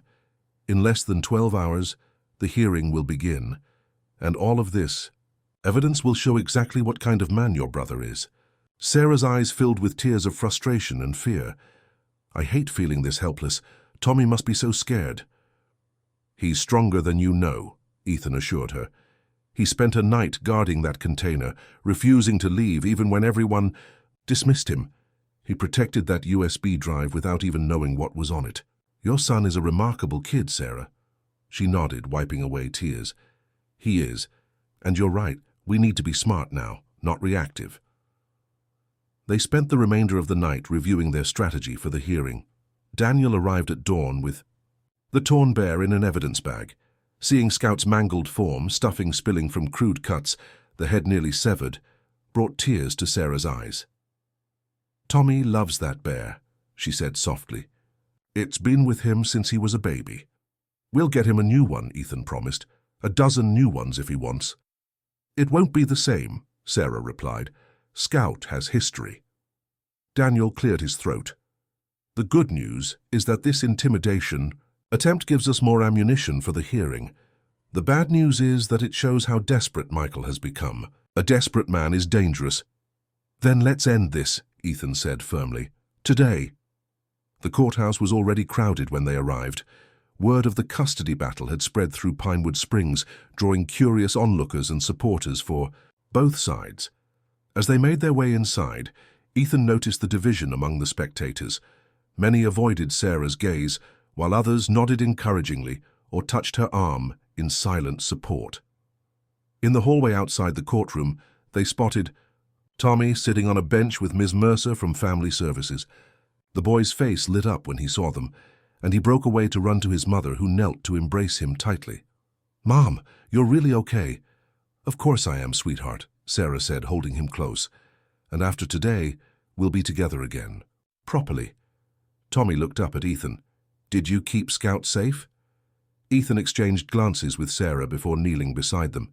"Scout had a bit of an accident, buddy, but we'll get him fixed up good as new." Before Tommy could respond, the courtroom. Doors opened, and the bailiff announced that Judge Benson was ready to begin proceedings. As they filed inside, Ethan noticed Michael Wilson seated at the respondent's table, looking immaculate in an expensive suit, his expression calmly confident.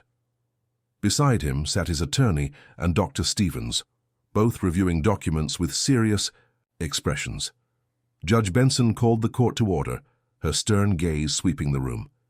"Before we begin, I want to make something clear. This is a family court proceeding concerning the welfare of a minor child.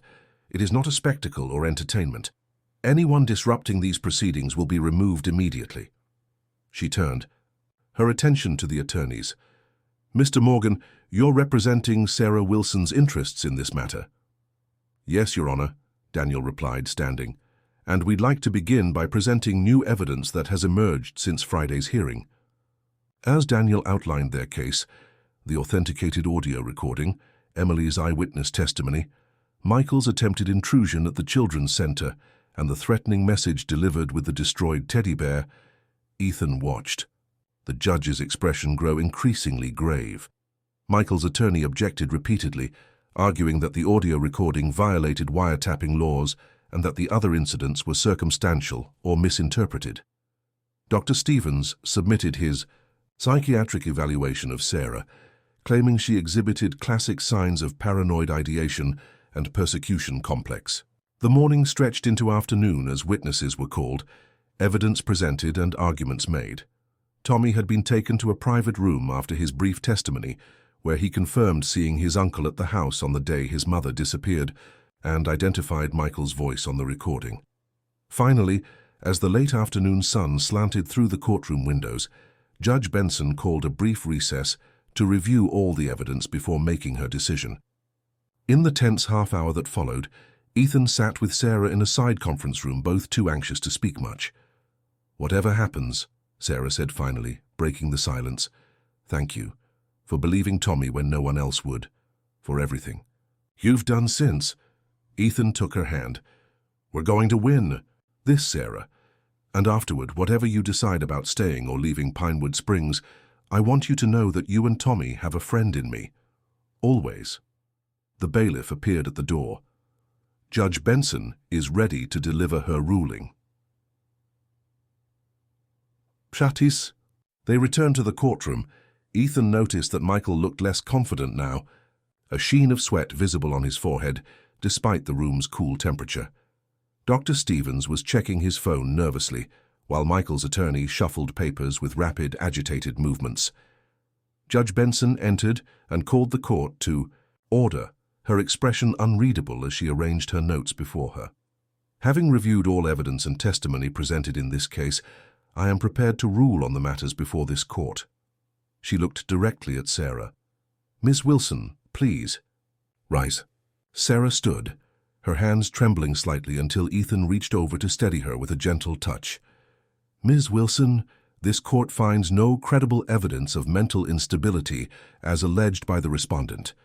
The psychiatric evaluation submitted by Dr. Stevens is rejected as both procedurally flawed and substantively biased, given the demonstrated relationship between Dr. Stevens and Michael Wilson.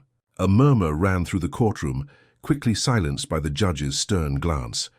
Furthermore, the authenticated audio recording provides compelling evidence of Mr. Wilson's attempt to coerce Ms. Wilson into signing over her inherited property, including explicit threats to have her declared incompetent if she refused. This, combined with eyewitness testimony placing Mr. Wilson with Ms. Wilson on the day of her disappearance, contradicting his sworn alibi, raises serious concerns about his credibility and actions. Michael's face had gone pale, his attorney whispering urgently in his ear.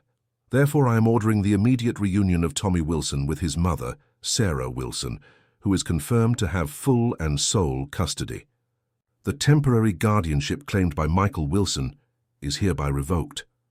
Sarah sagged with relief, tears streaming down her face. Ethan squeezed her hand in silent celebration, but Judge Benson wasn't finished. Additionally, given the evidence of threats and intimidation, including the destruction of the child's property with an accompanying threatening note, I am issuing a temporary restraining order prohibiting Michael Wilson from approaching within 500 feet of Sarah or Tommy Wilson, their home, workplace, or school. She turned her stern gaze to Michael. Mr. Wilson, the evidence presented today suggests potential criminal acts, including false imprisonment, assault, witness intimidation, and attempted fraud. I am referring this matter to the District Attorney's Office for investigation and possible prosecution. You are ordered to surrender your passport to the court within 24 hours and to remain within the jurisdiction pending the outcome of that investigation. Michael stood abruptly. This is outrageous. I was trying to help my sister. She needs treatment, not— Mr. Wilson, Judge Benson cut him off sharply. You would be well advised to remain silent at this point. Your attorney can explain the implications of this ruling and your options going forward. This court is adjourned. As the gavel came down, the courtroom erupted in conversation. Sarah turned to Ethan, her expression a mixture of relief, joy, and lingering disbelief. It's over. Really over? The custody battle is over, Daniel clarified, joining them. The criminal investigation is just beginning, but yes, you and Tommy are safe now. You can go home.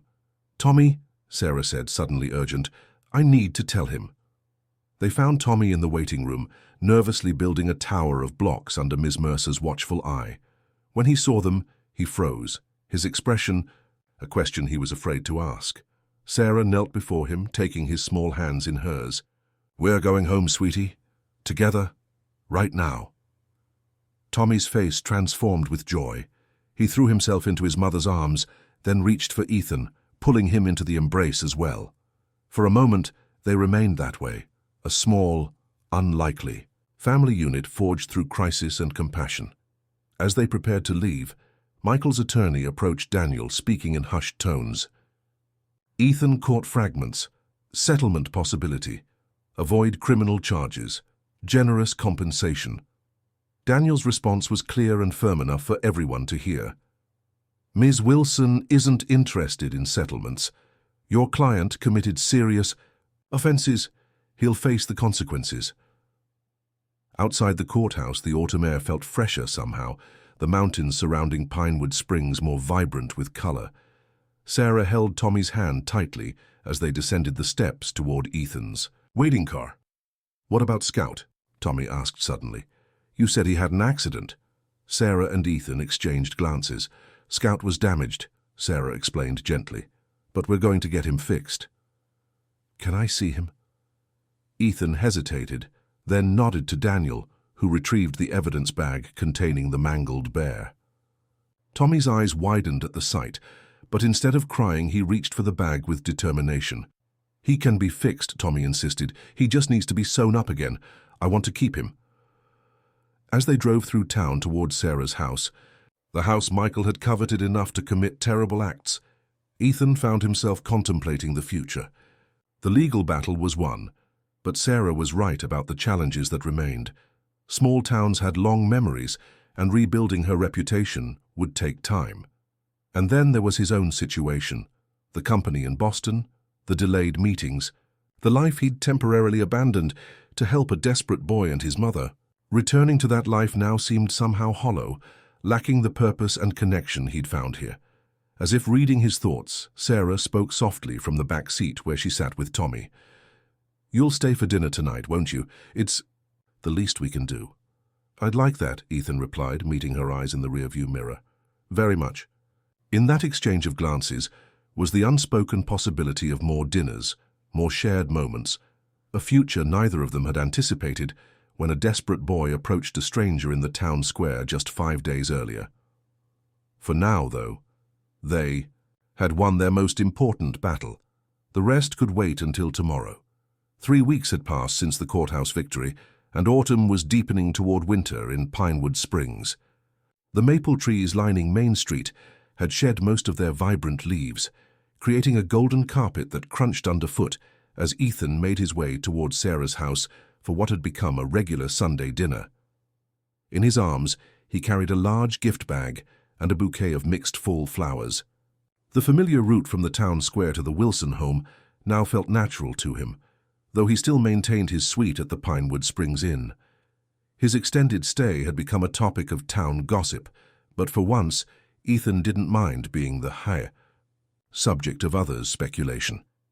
Sarah's house, the house that Michael had coveted enough to commit terrible acts, was a charming 2-story Victorian with a wide front porch and gabled roof.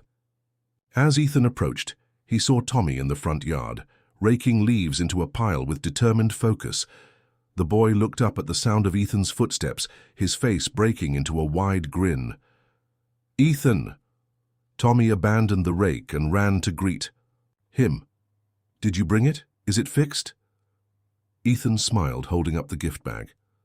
"See for yourself." Tommy took the bag and peered inside, his expression transforming with wonder. He carefully lifted out the teddy bear, Scout, now meticulously restored.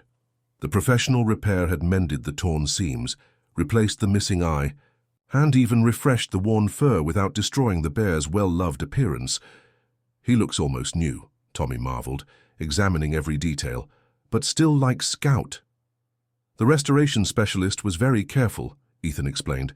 "She understood how important it was to preserve his character while making him whole again." Tommy hugged the bear tightly, then unexpectedly wrapped his arms around Ethan's waist. "Thank you," he whispered.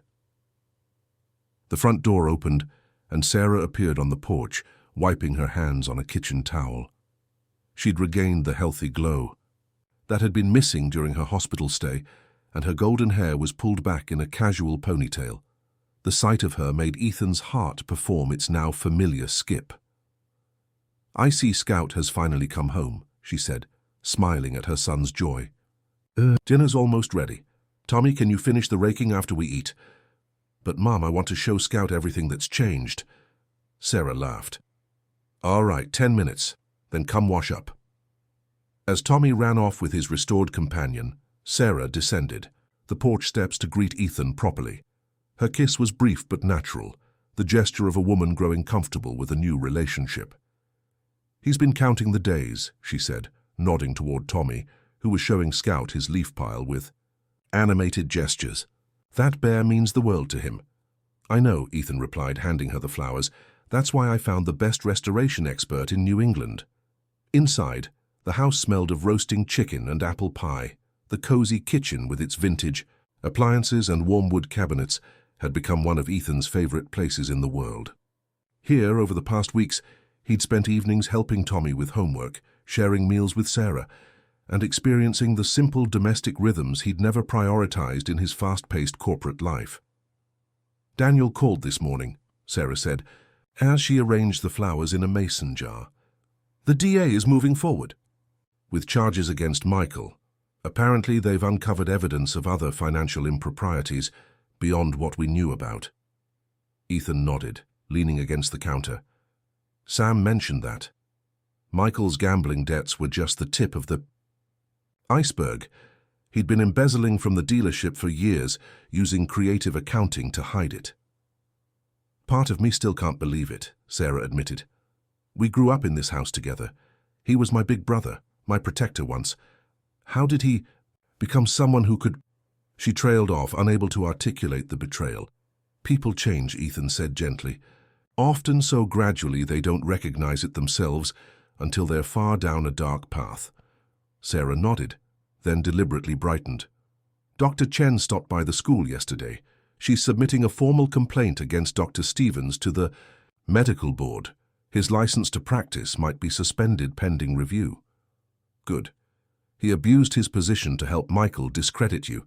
There should be consequences. They were interrupted by Tommy bursting through the back door, Scout tucked securely under his arm. Mum, there's a crow that made a nest in our oak tree. Scout and I saw it. Wash your hands for dinner, wildlife explorer, Sarah directed, with a smile.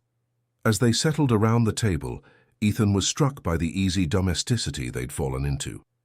Tommy chattering about his week at school, Sarah sharing stories about her return to teaching, Ethan contributing updates about the business he was now managing remotely, more often than not. Miss Patterson asked us to write about heroes today, Tommy announced between bites of mashed potato. I wrote about you, Ethan. Ethan nearly choked on his water. Me, I'm not a hero, buddy. Yes, you are, Tommy insisted. You believed me when nobody else did. You helped save Mum. That's what heroes do. Sarah reached over to squeeze Ethan's hand. He has a point, you know. Ethan felt a warmth that had nothing to do with the hearty meal. I think you're the real hero in this story, Tommy. You never gave up, even when adults weren't listening. After dinner, while Tommy was upstairs getting ready for bed, Sarah and Ethan sat on the porch swing, watching the last light fade from the sky. A comfortable silence settled between them, broken only by the rhythmic creaking of the swing chains. Hey. Got a call from Boston today, Ethan said finally. The board is getting restless about my extended absence. They're suggesting I either return full-time or consider a more permanent transition plan. Sarah stiffened slightly beside him. Oh, I see. I've been thinking about it a lot, Ethan continued. What I want, where I belong. The company has been my whole life for so long I never questioned it. And now? Sarah asked, her voice carefully neutral. Now I know there's more. Ethan turned to face her. I've spoken with my COO, Melissa. She's been effectively running things in my absence anyway. I'm going to propose she take over as CEO. Sarah's eyes widened. Ethan, that's a huge decision, are you sure? I've never been more sure of anything. I'll retain my position on the board, maintain my ownership stake. But I don't need to be in that office every day to feel fulfilled anymore. He took her hand. I've found something more important. What would you do instead? Sarah asked, a hint of hope creeping into her voice. There's a tech startup in Burlington looking for an experienced advisor. 3 days a week, flexible. Schedule. The other day, he squeezed her hand. Well, those would depend on what a certain second-grade teacher and her son might want to do. Sarah's smile was radiant in the gathering twilight. They might want to spend those days with you very much.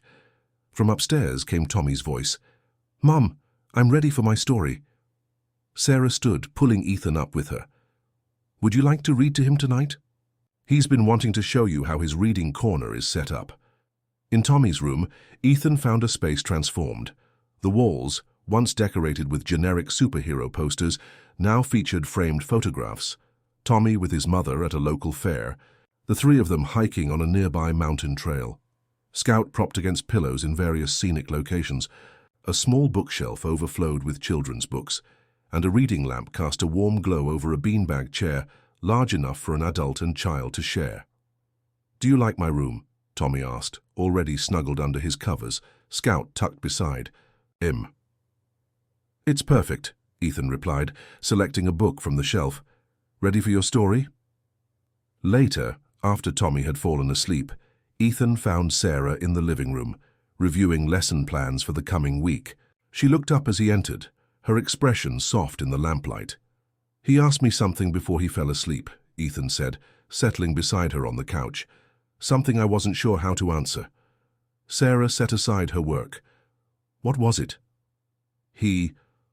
Asked if I was going to be his new dad. Ethan watched her face carefully. I told him that would be something for all of us to talk about together, when the time was right. Sarah's breath caught. And when might that time be? I don't want to rush you, Sarah. You and Tommy have been through so much. But I also want you to know that I'm not going anywhere. Whatever pace feels right for you for Tommy, that's what I want too. Sarah moved closer, resting her head against his shoulder. You know, for someone who spent years making split-second, multi-million-dollar decisions, you're being remarkably patient with us. Those decisions were just business. This is, Ethan searched for the right word. This is family. That's worth taking time to get right. The word hung in the air between them. Family. Not something either of them had expected to find. When a desperate boy approached a distracted businessman in the town square just a month ago. The town council issued a formal apology today, Sarah said after a moment, for rush to judgment and failure to properly investigate. The new council president personally delivered it. Better late than never, I suppose. It matters. Not for me. I've made my peace with how quickly some people turned on me, but for Tommy, so he can grow up in a community that acknowledged its mistake. That's important. Ethan nodded, understanding. Speaking of community, I've been looking at properties. Sarah raised her eyebrows. Properties? Plural? Just exploring. Options, Ethan said with a smile. The Henderson place on Lakeview Drive is for sale. 5 bedrooms, private dock, studio space that would be perfect for your painting. My painting? I haven't painted in years. Tommy mentioned you used to, that you stopped because Michael said it was a waste of time. Ethan shrugged. I thought maybe you'd want to start again. Sarah was quiet for a moment, then said softly, 5 bedrooms is a lot of space for 3 people. Room to grow, Ethan suggested, if that's something you might want. Someday. Their conversation was interrupted by the ringing of Sarah's phone. She frowned at the screen before answering. Hello? Yes, this is Sarah Wilson. Ethan watched as her expression shifted from confusion to shock, then to something like vindication. When she ended the call, her hands were trembling slightly. That was Sheriff Reynolds. They found documents in Michael's office safe, the real estate deal he was planning for Mum's property. It wasn't just about the money he could make selling it. The development company he was working with was planning to build condominiums, and they'd promised Michael a percentage of ongoing revenue, plus a position on their board. So it wasn't just a one-time cash grab, Ethan concluded. It was a long-term financial solution to his problems, and the final piece that explains why he became so desperate. Sarah shook her head. The sheriff said Michael's preliminary psychiatric evaluation suggests narcissistic personality disorder with antisocial features. The psychiatrist believes he genuinely convinced himself that he was entitled to Mom's property, that my objections were an attack on him personally. That doesn't excuse anything he did. No, Sarah agreed, but it helps me understand the brother I grew up with is still in there somewhere, but lost beneath layers of distorted thinking. She sighed deeply. I don't know if I'll ever be able to forgive him, but at least now I can begin to make sense of what happened. The clock on the mantel chimed 10. Ethan reluctantly stood. I should head back to the inn. Sarah walked him to the door, lingering in the entryway. You know about that Henderson place? I'd like to see it, if the offer's still open. It is. Ethan kissed her, a promise of tomorrow and many days after. Good night, Sarah. Good night, Ethan. The walk back to the inn gave Ethan time to reflect on the extraordinary changes in his life.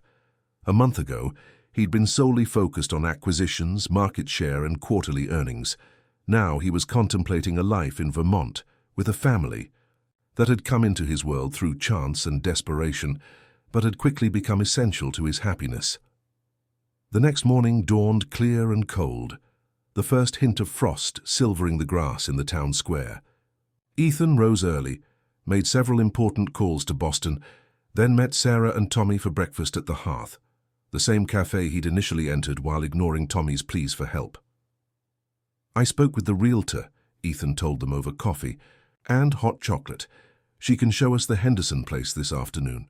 Can Scout come too? Tommy asked, the bear propped on a chair beside him. Absolutely. His opinion is very important. After breakfast, they walked through the town square, Tommy running ahead to chase pigeons while Sarah and Ethan followed at a more leisurely pace, their hands intertwined. "There's something else I should tell you," Sarah said. "I got a call from Vermont State University yesterday. They're looking for someone to develop a new education curriculum for their teaching program. It would mean a promotion, better salary, more challenging work." "That sounds perfect for you," Ethan said. "Are you going to accept?" "I'm considering it. It would mean commuting to Burlington 3 days a week." Ethan grinned. "What a coincidence. My potential advisory position is also in Burlington 3 days a week." "Almost like it was meant to be," Sarah replied, returning his smile. They reached the spot where they'd first met, where Tommy had begged for help and Ethan had nearly walked away. Tommy was there now, crouched down, examining something on the ground. "Look," he called as they approached, "the first snowflake. Winter's coming early this year." Sure enough, a few delicate flakes were beginning to drift down from the cloudy sky, melting as they touched the still warm pavement. "Let's make a wish," Tommy suggested, closing his eyes and tilting his face upward to catch a snowflake. "First snow is lucky." Sarah and Ethan exchanged amused glances but closed their eyes obligingly. When Ethan opened his, he found Tommy studying him intently. "Did you wish for something good?" the boy asked. Ethan looked at Sarah, then back at Tommy. "I didn't need to wish. Everything I want is already right here." Tommy considered this, then nodded sagely. "That's good, because I used my wish for all of us to be a family forever. Now it's sure to come true." Sarah laughed, drawing her son into a hug. "Wishes take time, sweetheart." "That's okay," Tommy replied with absolute confidence. "Ethan's not going anywhere, right, Ethan?" "Right," Ethan confirmed, joining their embrace as snowflakes continued to fall around them, transforming the ordinary town square into something magical. "I'm right where I belong." 6 months later, as spring blossoms adorned the trees of Pinewood Springs, a small gathering assembled on the shore of Lake Champlain. The Henderson property, now the Blackwell-Wilson home, provided a picturesque backdrop for an intimate wedding ceremony. Tommy, dressed in a miniature suit and clutching a freshly groomed Scout, proudly carried the rings. Sarah, radiant in a simple ivory gown, stood beside Ethan under an arch of wildflowers as they exchanged vows. Their journey had begun with a desperate plea for help, and had transformed into a bond stronger than either could have imagined on that autumn day in the town square. Among the guests were Daniel Morgan and Sam Foster, whose expertise had helped bring Michael to justice, Dr. Chen, whose medical testimony had been crucial to Sarah's case, Emily the nurse, whose courage in coming forward had helped reveal the truth, and even Sheriff Reynolds, who had ultimately followed the evidence despite initial skepticism. Michael Wilson was conspicuously absent, serving the first year of his sentence for his crimes. Sarah had visited him once in prison, not seeking reconciliation, but closure. The meeting had been brief and tense, but necessary for her healing process.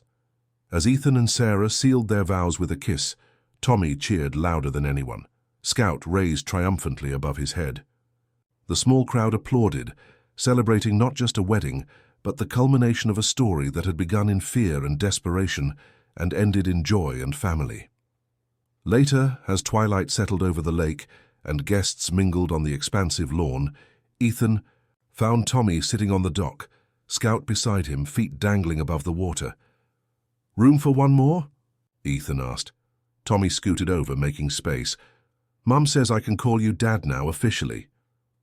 "If that's what you want," Ethan replied, settling beside him. "I do. You're the best dad ever, even before it was official." Tommy leaned against Ethan's side. "I knew it would work out." "How's that?" "The day you came back, when you found Mum in the container, you said you believed me." Tommy looked up, his expression serious beyond his years. "Grown-ups don't always mean what they say, but you did. That's how I knew." Ethan felt a swell of emotion that still surprised him in its intensity. This child, who had once been a stranger, tugging desperately at his sleeve, was now his son in every way that mattered, and Sarah, the woman he'd helped rescue from a terrible fate, was now his wife, his partner, his home. From the lawn came Sarah's voice, calling them for the first dance. As Ethan stood and extended his hand to Tommy, he reflected on the extraordinary chain of events that had brought them to this moment.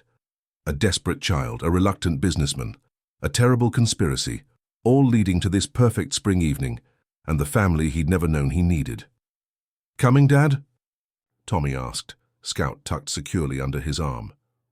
"Right behind you, son," Ethan replied, following the boy toward their future, a future built on believing a child's plea when it mattered most.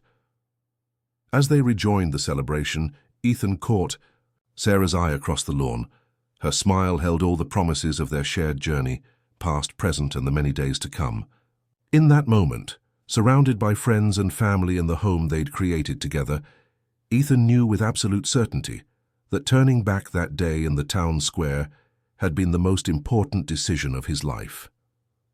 Not because he'd saved Sarah and Tommy, though that would always be significant, but because in choosing to listen when it would have been easier to walk away, he had ultimately saved himself, discovering a capacity for love, family, and purpose far beyond anything he'd known in his previous life of corporate success. And it had all begun with a child's voice crying out to be believed.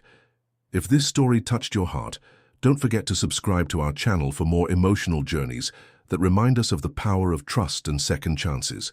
Leave a like and share your thoughts in the comments section below. Where are you watching from? Your engagement helps us bring more compelling stories to life. And if you enjoyed The Child Who Was Believed, be sure to check out our playlist of uplifting